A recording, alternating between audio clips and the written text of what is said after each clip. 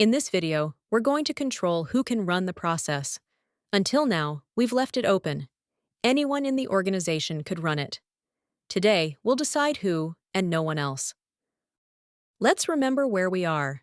The process was already published, with its custom form in the previous video. It works and can be run. The only thing missing is to put a door on it, so that only the people who need to use it can see it and run it. This is configured in the same place where, in the video where we made it executable, we set the status to active and enabled runnable on demand. In Edit, the process form, we open its settings with the Edit button. And here's an important difference from the previous video, so you don't get confused. The execution form was embedded within the version, which is why we had to create a new version and republish.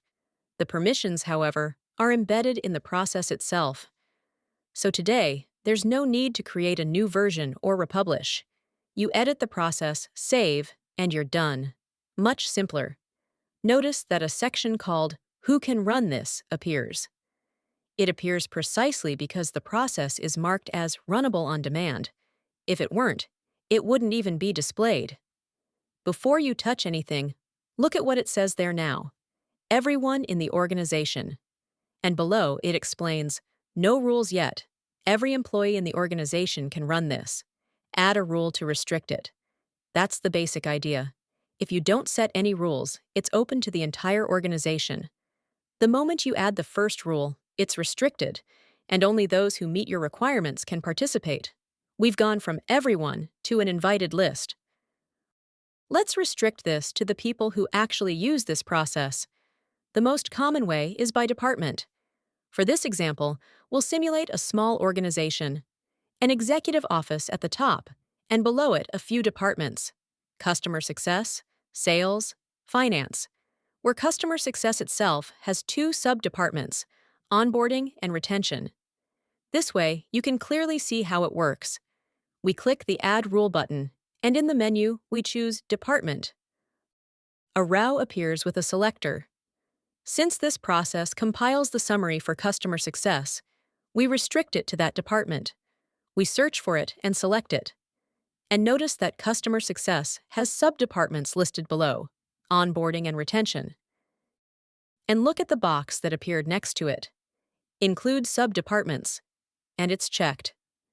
Checked means that not only the customer success team, but also the onboarding and retention teams can run the process. Look. Now I uncheck it, and access is only for customer success, without the subdepartments.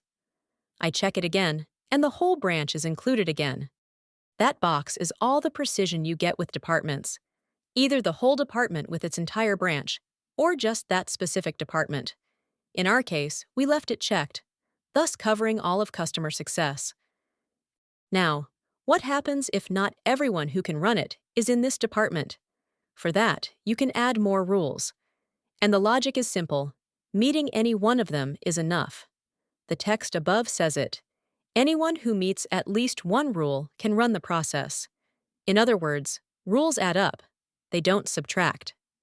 And notice that when you open Add Rule, there are more ways to include people, not just by department.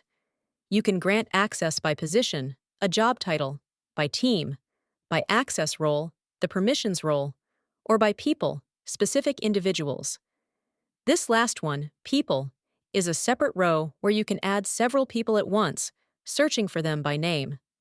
It's useful when you want to add someone specific who doesn't come in through a department or a team. For example, a manager who wants to see it.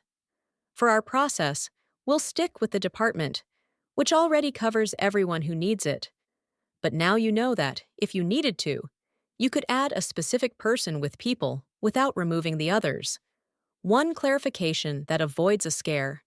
Remember that when we published, we invited some testers to try the release candidate? Those people can still run their test instances even if they're not in these rules. The section's own text says so. So restricting here doesn't lock out your testers. These rules control who runs the already published process day to day, while the release candidate tests are separate. And that's it. Since the permissions live in the process, not the version, there's nothing to compile or republish. We click Save, and the change is applied immediately.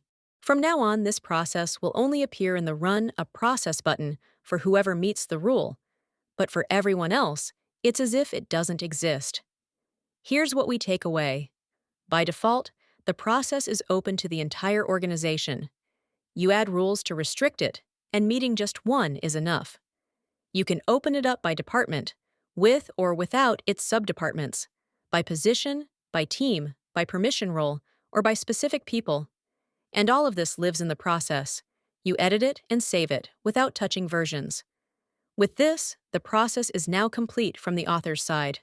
Built, published, with its form and its permissions. The moment we've been promising has arrived, to see it run from outside the editor, just as the person who uses it does. That's the next video.